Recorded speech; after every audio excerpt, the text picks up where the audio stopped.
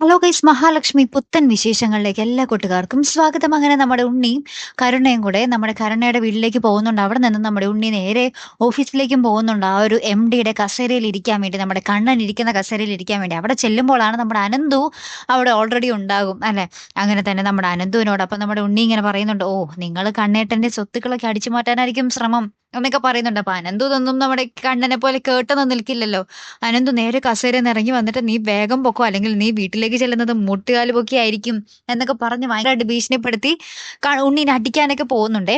അപ്പുറത്താണെങ്കിൽ നമ്മുടെ കരുണ നേരെ കയറി ചെല്ലാൻ പോകുന്നത് നമ്മുടെ മഹാലക്ഷ്മിയുള്ള മുറിയിലേക്കാണ്. അപ്പൊ മഹാലക്ഷ്മി വേഗം തന്നെ ആ മുറി കുറ്റിയിട്ടിട്ടുണ്ടാകും. അപ്പൊ ആദ്യം തുറക്കാനൊന്നും പറ്റുന്നില്ല.